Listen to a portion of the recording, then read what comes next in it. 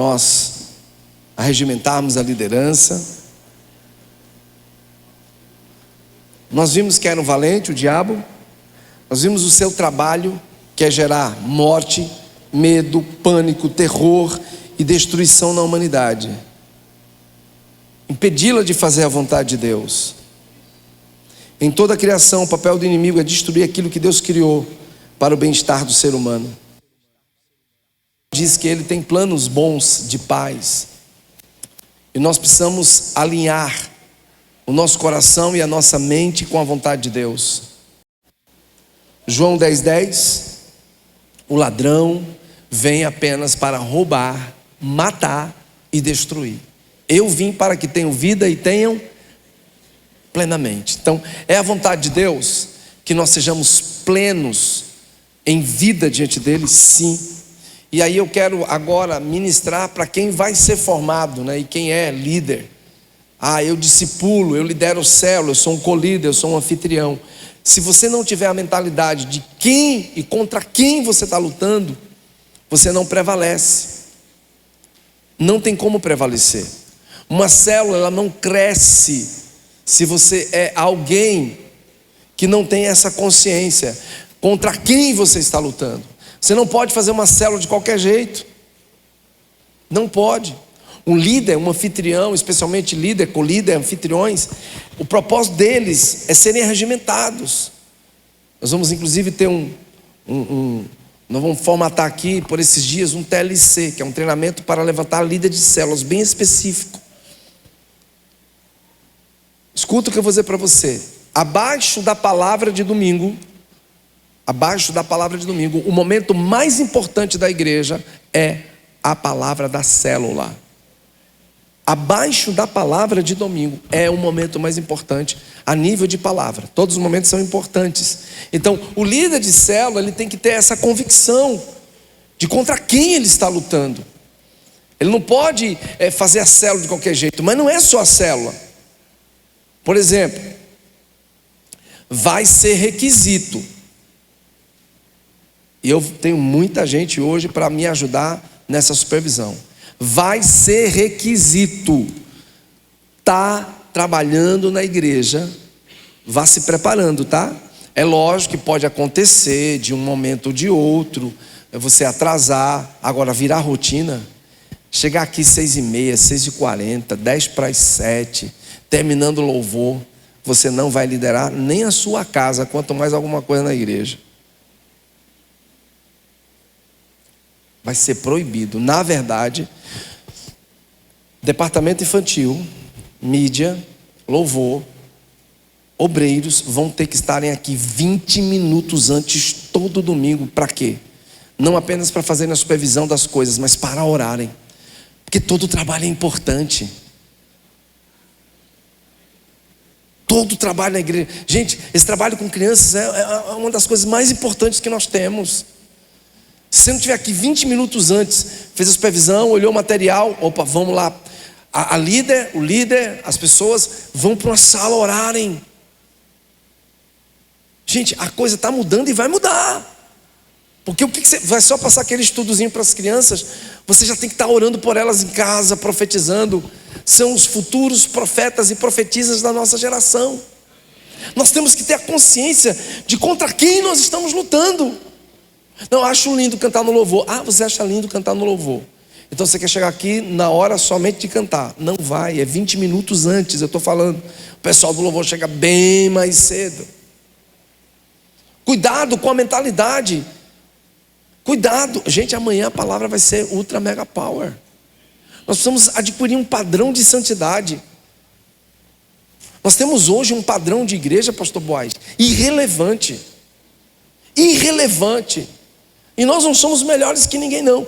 Nós ainda estamos nesse padrão de irrelevância também, sabe por quê? Porque nós achamos lindo sabe o trabalho que as pessoas fazem aí fora. Amanhã vocês vão saber mais. Achamos lindo o tipo de mover que tem, o tipo de situação que tem ali, que tem aqui, que tem acolá. Sabe, já tem muito tempo neste país que as coisas estão avacalhadas. Eu não acredito que Jesus deixou uma igreja que que está aí. Não, não acredito. Tem muita igreja séria? Tem. Mas é uma piada o padrão. É uma piada. Às vezes eu converso com pastores, eles chegam para mim, é sério o que eu vou dizer para vocês. Não temos como fazer isso. Eu digo, tem. Os meus jovens, é lógico que escapa um, escapa outro, escapa. Não tem como, se com Jesus era assim. Jesus discipulando o cara o traiu, Jesus, o Senhor da vida. Imagina a gente comedor de feijão com arroz miserento. Vai ter um ou outro que escape, mas eu tenho dito para os caras, os nossos jovens não namoram. Como? Impossível. Porque os nossos até vida marital tem, diz, problema seu. Problema seu. Mas eu posso não ficar sabendo de um ou outro. Agora o dia que eu souber, meu compadre, a giripoca voa. Não fica não. Eu faço questão de dizer, ou você entra com um relacionamento futuramente santo, né? Ou você já começa, com um relacionamento para casar futuramente santo, ou então não vai, agarrando, beijando, tocando em seio, se masturbando, não vai não. Aí promoção de igreja para arrumar marido. Pelo amor de Jesus Cristo, não faça isso comigo. Olha, me dá logo uma batedeira, me dá logo um nervoso. Isso é padrão de igreja, minha gente. Pelo amor de Deus, isso é safadeza. Isso é cachorrada, é canalice. Os nossos jovens estão sendo atraídos hoje por um padrão de igreja que estimula namoro, relacionamento, safadeza. Não, me ajuda. Me ajude. E se você compactua com isso, você é tão sem vergonha e sem vergonha quanto quem faz. Porque o padrão é um padrão de santidade. Nós temos que entender contra quem nós estamos lutando. Sabe, nós somos... Eu gostei disso aqui. Foi do agrado do Senhor, por amor da sua própria justiça, engrandecer a lei e fazê-la gloriosa. Não obstante, meu povo é um povo roubado e saqueado. Todos estão enlaçados em cavernas, escondidos em cárceres. São postos como presos e ninguém há que os livre por despojo. E ninguém diz os restitui. Sabe o que é que Deus está dizendo? É um povo preso, encarcerado, dentro de cavernas. Fica flertando com o que há no mundo. Deixa eu te dizer uma coisa. Quando o Senhor quis trazer o Salvador, você acha que Ele trouxe o Salvador de qualquer jeito? Alguém sabe como Jesus de verdade veio a existir, nasceu mesmo? Assim, diz assim para o seu irmão, diz assim para ele: é fato que muitos profetizaram, mas o Salvador do mundo foi gestado no mundo espiritual, nos seus dias, por duas pessoas. Quem sabe o nome delas? Simeão e Ana. A Bíblia diz que a menina ficou com viúva novinha, 17, 18 anos talvez. E o Senhor disse para ela: não casa mais, porque eu quero um trabalho para você específico. Ela tornou-se profetisa e estava no templo intercedendo pelo Salvador do mundo. Eu fico imaginando a intimidade daquela mulher. Se hoje está sozinha é um problema, você imagina na época de Jesus, onde a mulher não tinha muito valor. Ela ficou à rima de quem? Ou dependente financeiramente de quem? Só Deus sabe, porque a Bíblia não diz isso. Mas já velhinha, na casa dos quase 80 anos, o Senhor disse: levante-se e vá para o templo. O Salvador do mundo nasceu. E ela vai para o templo. Simeão também foi para o templo. E os dois pegaram o Salvador do mundo e disseram: agora despede os teus servos em paz, porque os nossos olhos viram o Salvador do mundo. Aí a gente fica brincando de arrumar marido, de arrumar mulher. É piada isso. Isso é piada. Não, peraí. Cadê o padrão de santidade? Cadê o padrão de santificação? Cadê o padrão? Sabe, como igreja, como é que a gente faz para trazer a glória de Deus? É fácil? Não é fácil. Nunca foi. Nós somos carnais. Somos eu e você vendidos ao pecado, mas não é por isso que a gente vai ceder ao pecado, não. Pelo contrário, nós vamos combatê-lo.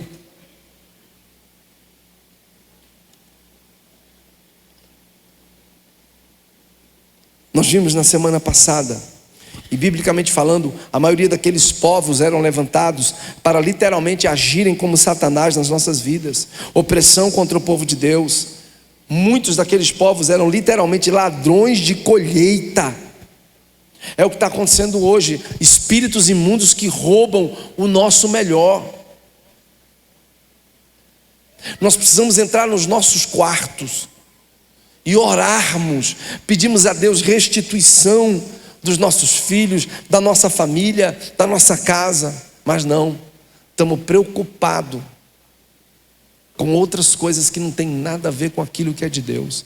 Escuta o que eu vou dizer para vocês. Se um de vocês que cantam, que tocam, esculhambarem um negócio, esculhamba todo mundo. Se um de vocês que servem na mídia esculhambarem um negócio, seja através da imoralidade, de uma vida atípica à vontade de Deus, esculhamba todo mundo. Se qualquer... Olha, pastor, o senhor está sendo muito exagerado. Eu estou sendo exagerado. Tá. Então fala assim, a Bíblia está sendo exagerada. Fala para o seu irmão, a Bíblia está sendo exagerada. A minha Bíblia diz que quando um membro do corpo se alegra, mas se um sofre, aí diz assim para o irmão, se um se prostitui, todos se prostituem. Gente, você entende? É palavra. Você entende? Não é só, olha só, não é só a visão do não pecar, é do porquê de não pecar. Por que nós não podemos ceder? Nós estamos por esses dias, né? Já vamos começar a reforma no Acauã. Eu já vou dar o recado agora e já vou dar o recado amanhã. Eu vou voltar para lá com minha esposa. É lógico que a gente vai ficar lá e cá. Já temos um grupo de pastores. Vamos fazer um revezamento 4 por 100, bem legal, né? 4 por 200, aí vai. Só que tem um detalhe. Eu preciso de uma liderança que rache lenha comigo. Preste atenção, você precisa se levantar para realmente impor a sua autoridade. Se você vive meia boca, se ainda há um padrão de aceitação de muitas coisas na sua casa, você não vai liderar comigo nem a sua casa, quanto mais a igreja comigo. Achou ruim? De lá do começo, onde era federal, até o final tá assim, ó. Não dá, velho. Eu não nasci para ser um pastor meia boca. Eu não nasci, entenda isso. Tem gente aí que não liga para essas coisas. Tá maior sem vergonheza hoje. Eu não estou nem aí. Estou preocupado com o meu povo, com o meu rebanho, em fazer o que tem que fazer de forma correta e sincera. Irmão, se os meus vacilarem, dança quanto mais os seus. Viver debaixo da mentira comigo não funciona. Tem que viver na verdade. Não tem nada na minha vida como marido que a minha mulher não saiba. Nada. Até os pensamentos eu conto aqui para vocês, até as ideias que fluem, até a loucura. Quanto mais. Você entende? Quando você vive jogando na luz, os ladrões de colheita não vão entrar na tua casa. Não haverá opressor. Não haverá. Nós temos um valente, vimos na semana retrasada, né? Mas veio um valente mais poderoso. Jesus recebeu toda a autoridade, todo o domínio sobre tudo nos céus e na terra. Um mais valente do que ele o venceu. Está lá em Lucas 11, a gente leu isso aí, né? Lucas 11, 21 e 22. Quando um homem forte, bem armado, guarda sua casa, os seus bens estão seguros. Quando, porém, alguém mais forte o ataca e o vence, tira-lhe dele a armadura em que confiava e divide os seus despojos. Eu acho interessante isso, porque Jesus, não é que o diabo mereça algum crédito, não merece crédito nenhum, mas Jesus também não desmerece a forma com que ele trabalha. Jesus o chama de o príncipe deste mundo, foi Jesus, e de o homem forte. Só que assim como Jesus teve essa autoridade recebida do Pai, e a tem até hoje, nós também a recebemos dele, amém? Nós a recebemos dele. Lá em Lucas 10, Lucas capítulo 10, vê se acha aí, gente. Eis que vos dei poder e autoridade para pisar de serpente. Então Jesus, quando achar pode jogar lá, em Lucas 10. Então essa autoridade nos foi dada. O problema é como nós vamos exercê-la, porque se nós damos o mínimo de espaço, o diabo vai se aproveitar. Se uma ideia flui na nossa mente, gente, nós não podemos admitir, não podemos permitir.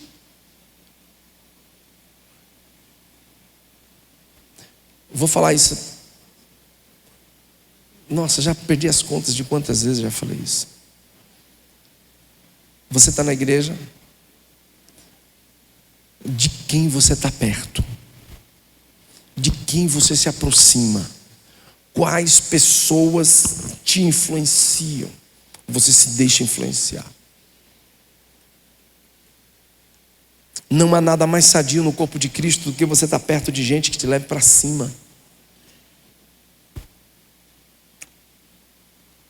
A questão é o que você está vendo, o que você está assistindo, como a tua mente está armada.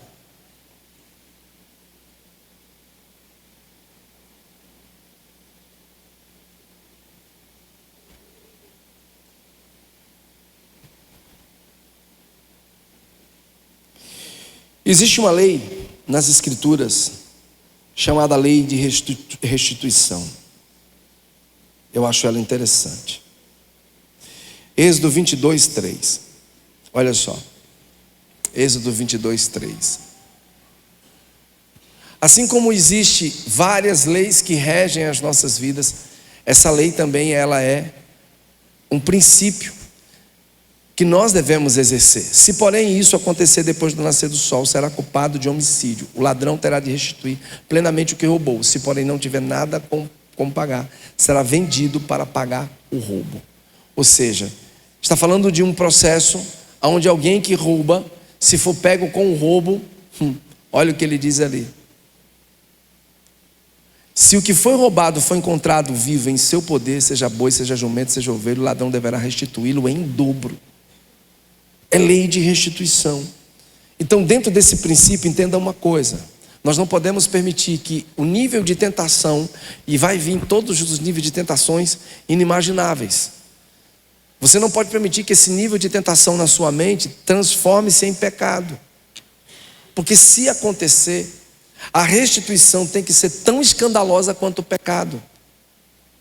Então evite isso. Evite como líder. Nós, como igreja de Jesus, precisamos entrar nesse processo de restituição em relação ao inferno, sabia? O que te foi roubado? Foi roubado que direito seu? O direito de ser pai, de ser mãe, de seus filhos como homens e mulheres de Deus? Olha o que eu vou dizer para você, porque isso é muito sério. O quanto você tem chorado por seus filhos? Ou você vai chorar no enterro dele ou dela, para que Deus o restitua para você? Certa feita, um grande homem de Deus disse: se todos pudessem ter uma visão real do inferno. Se nós pudéssemos ter uma visão real do inferno.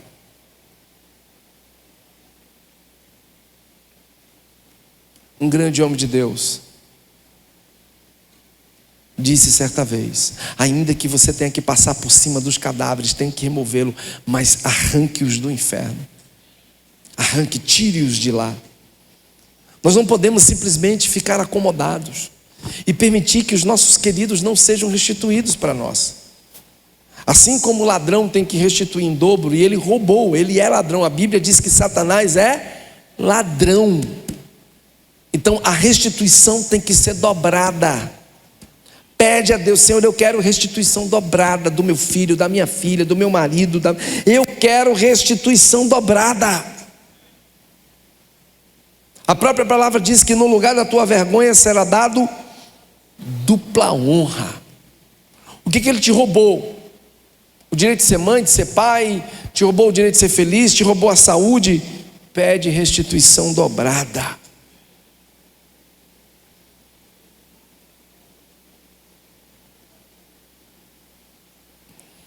Dentro desse processo da lei de restituição, é interessante como Deus, ele também quer nos abençoar em abundância. Lá em 2 Crônicas, no capítulo 20, houve uma batalha, a gente já até pregou sobre isso, a batalha do rei Josafá, do 25 ao 26. E houve uma restituição diante do que o inimigo queria fazer com Israel. Ele queria exterminar Israel, destruir Israel. Foi dado carta ao rei Josafá. Ele entrou em desespero, botou o povo para jejuar, para orar, para buscar a Deus. Então diz assim, depois de tudo aquilo: então Josafá e os seus soldados foram saquear os cadáveres. Houve uma ação divina, né? Onde eles brigaram entre eles mesmos. O anjo do Senhor foi lá e praticamente destruiu todos, sem Israel perder um homem, porque a intenção era exterminar o povo de Deus. Então Josafá e seus soldados foram saquear os cadáveres e encontraram entre eles grande quantidade de equipamentos, de roupas e também objetos de valor. Havia tanto espólio que levaram 3 dias para saquear tudo. No 4º dia eles se reuniram no vale de Beraca, onde louvaram ao Senhor. Por isso até hoje esse lugar é chamado de Vale de Beraca. Houve uma restituição mais do que dobrada. É direito seu, chora diante de Deus: Senhor, eu quero restituição da minha família, eu quero restituição das pessoas, eu quero elas para ti, Deus, eu quero. Nós estamos gente, pelo amor de Deus, nós estamos secos, igual as pessoas do mundo. Não há mais amor no mundo, não há mais paixão, pelo contrário.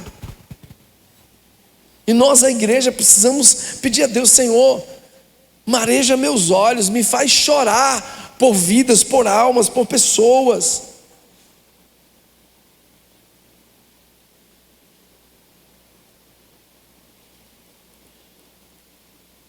Sabe, nós precisamos pedir às pessoas para Deus, nós precisamos clamar a Deus por elas. Isaías 49.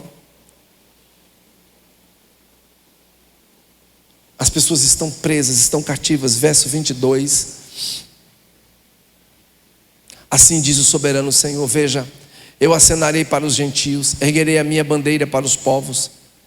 Eles trarão nos braços os seus filhos e carregarão nos ombros as suas filhas. Reis serão os seus tutores, as suas rainhas serão as suas amas de leite.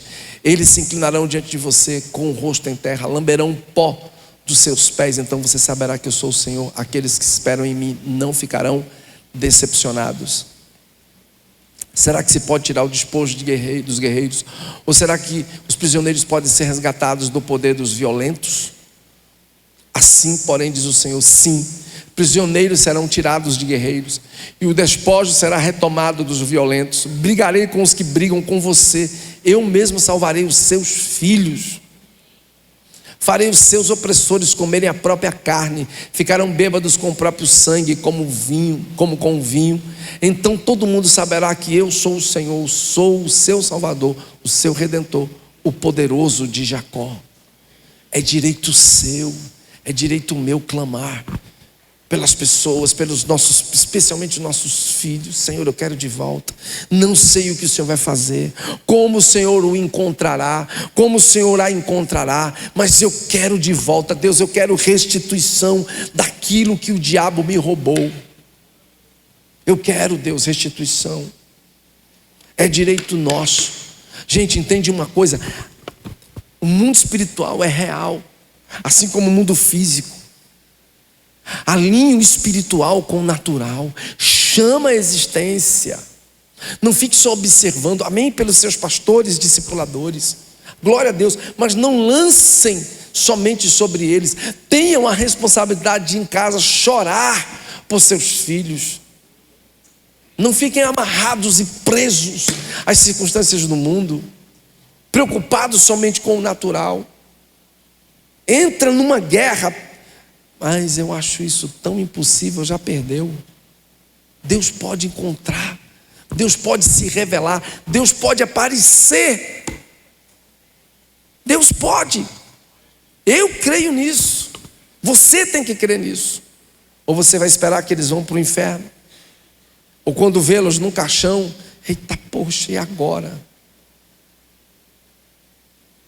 É um direito seu. Clame ao Senhor, chore. Meu Deus, o que o Senhor fará para resgatá-lo, para resgatá-la?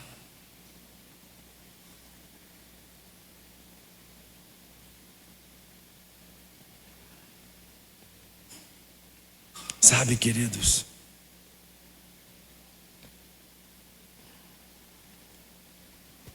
Ele promete tirar da boca do tirano. Volta um pouquinho, volta o 25. Olha só. Assim, porém, diz o Senhor: sim, eu vou tirá-los. Prisioneiros serão tirados de guerreiros, e o despojo será tomado dos violentos. Talvez você ache exagero, mas eu vou abrir a minha intimidade com você. Vou fazer questão de abrir. Quando eu estou no meu quarto orando, eu começo a chamar à existência algumas coisas.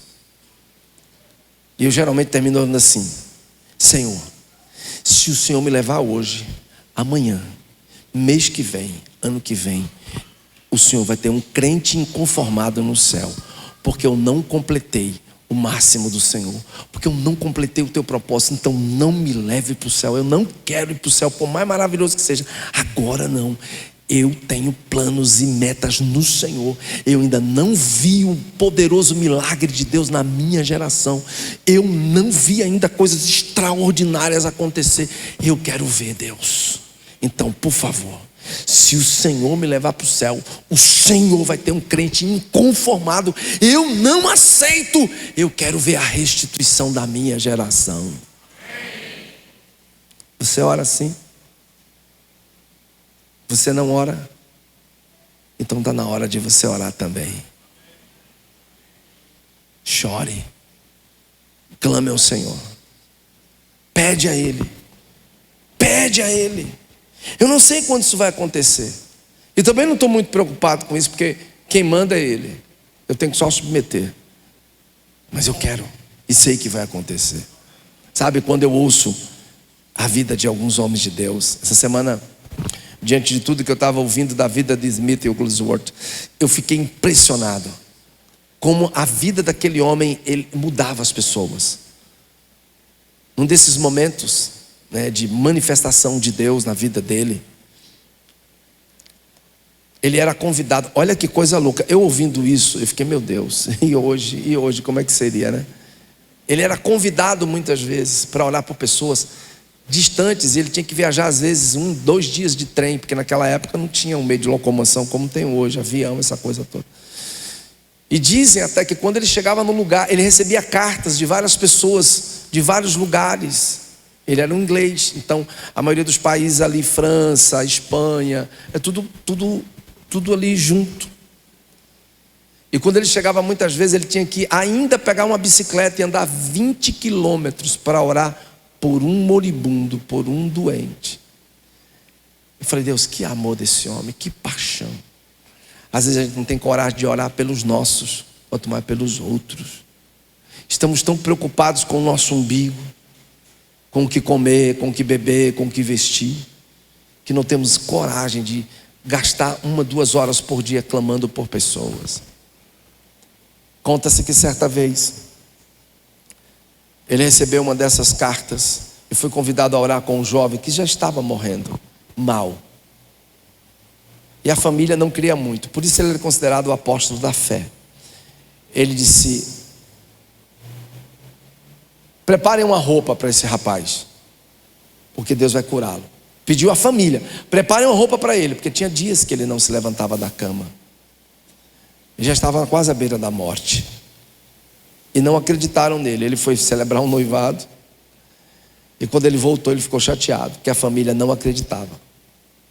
Ele olhou para o rapaz e disse: prepare-se, porque Deus não queria mais ninguém. Tira todo mundo, fica só no quarto com o rapaz. Prepare-se, Deus vai vir de uma forma tão poderosa que nem eu mesmo vou aguentar, eu não vou ficar de pé. E quando ele começou a orar, a glória de Deus invadiu aquele quarto de uma forma tão sobrenatural que ele cai. O rapaz foi poderosamente visitado por Deus. Conta-se que irrompeu naquele lugar, na família, um poderoso mover. Uma irmã que estava com problema de sanidade, basicamente tinha surtos psicóticos, estava procurando um hospício e não conseguiu. Voltando para casa, ela foi curada instantaneamente. Todo o vilarejo foi resgatado por uma poderosa visitação do Espírito Santo. A minha pergunta é: isso acabou? Isso acabou? e porque nós não temos nesses dias. A minha pergunta para Deus é essa: eu estou sendo falho, Senhor. Eu preciso, eu não estou falando de você não, estou falando de mim agora, tá? Se quiser receber, receba. Se Deus, isso está errado. Eu e minha esposa, por esses dias, vamos fazer algo que é meio insano, mas a gente decidiu. Porque a gente quer ter mais tempo para Deus, porque a gente quer realmente gastar mais horas para o Senhor. Sabe, nós precisamos gastar tempo. Ah, pastor, é lógico que você não vai ter todo o tempo que eu tenho, mas o teu raio de alcance qual é? Tua família, teus vizinhos. Até onde vai esse raio de alcance? Até onde nós vamos saquear? Até onde nós vamos realmente salvar os nossos filhos? Ele promete que é Ele mesmo, mas é Ele mesmo a partir do momento que eu me levante. Eu fico conformado. Gente, vocês estão olhando para um homem. Quem caminha comigo aqui há muitos anos sabe o quanto eu fui traído por pessoas que eu tirei da lama em Jesus. Lhe tirei mesmo da lama. Fui lá e Jesus me deu condição de arrancar da lama, drogado, prostitutos. Sabe o que eu recebi muitas vezes dessas pessoas? E ainda recebo até hoje. Facada nas costas. Um irmão que está aqui entre nós, que nasceu há poucos meses, encontrou uma dessas pessoas e ele veio falar com mais um. O cara era meu discípulo, caiu a ficha, né? Não, cuidado com aquele homem. Oi, examina as escrituras, porque aquele homem é ditador, viu? Aquele homem, oi, mano. Eu falei, mais um que eu tirei da lama, mais um que não era nada, porque o cara não era nada. Casei, vou dizer de novo, né? Casei o cara, né? Não, queria ser pescador, pois é. Nada, você vai ser professor de universidade. É o que é hoje. Casei o cara, morava num condomínio. O cara era tão meu filho que eu peguei o meu carro.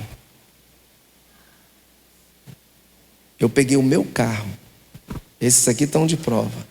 Peguei a esposa que eu tinha acabado de casar e levei eles numa pousada que eu paguei no Francês. Aproveitem, meus filhos. E quando vocês estiverem na bênção, me ligue que papai vai pegar vocês. 3 dias depois, paizão, estamos aqui, viu? Tomando café, se o senhor puder vir. Fui pegá-los como um pai faz com o filho. Compreendeu, meu irmão? Você está preparado para ser traído? Para ser traída e ainda continuar amando a Jesus? Isso é só um caso pequeno dos que... O outro que a mãe me liga. Vem aqui, pastor. Desde sexta-feira que esse menino, desde ontem de madrugada, gastou R$800 de crack. Terminei o jejum no sábado, fui lá. Quando eu entrei no quarto, só cheirava a crack. Eu quase fico muito doidão. Rapaz, cheirão do crack. Oro pelo menino. O menino vai para um reformatório, vai para uma clínica, se recupera. Tornou-se um grande líder, mas a arrogância, o orgulho tomou conta do coração da pessoa. Isso é só um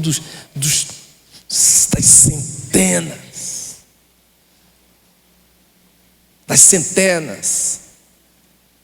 Eu gosto de contar essa história, né? De um que chegou com 4 anos de idade, novinho, pequenininho. Cara, uma capacidade de liderança extraordinária.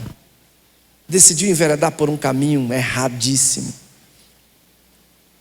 Cuidei dele muitos anos. Ia para minha casa, dormia lá, tomava café, tentando resgatá-lo. Mas enveredou por um caminho errado. Sabe, eu estava em Recife com a minha esposa e sabia que ele gostava muito de um sanduíche que tinha no Lassa Burger. Quem conhece o Lassa Burger de Recife? Aí comprei, botei numa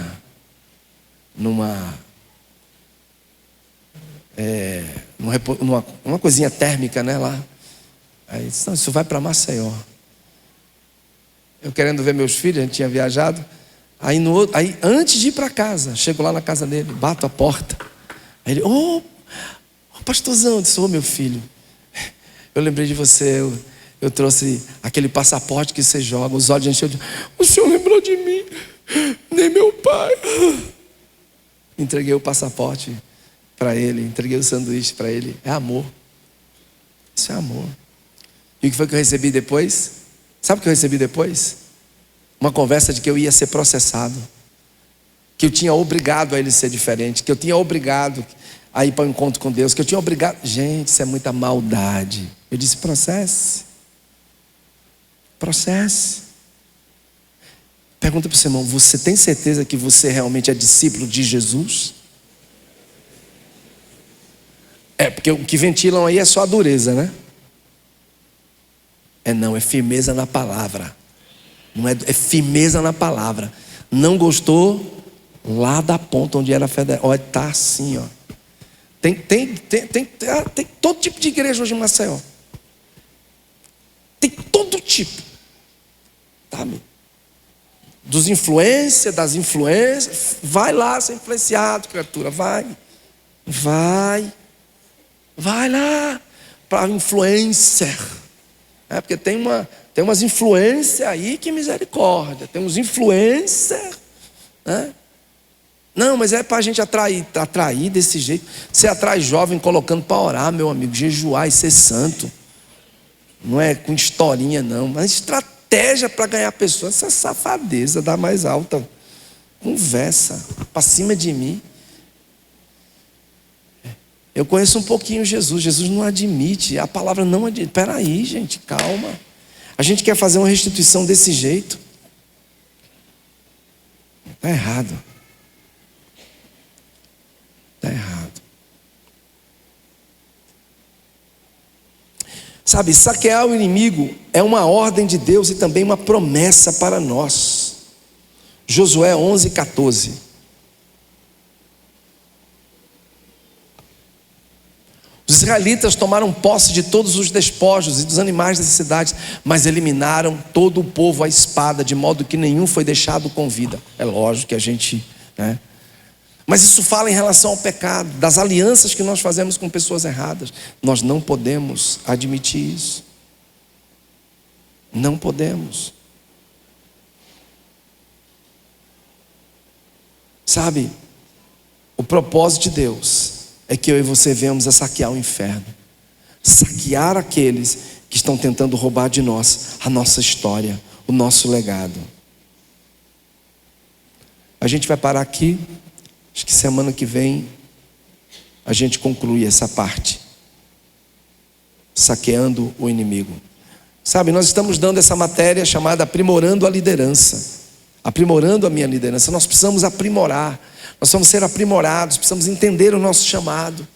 Nós não podemos fazer as coisas de qualquer jeito, não dá, a gente tem que levar a sério as coisas. Não dá para a gente fazer as coisas de qualquer jeito, não dá.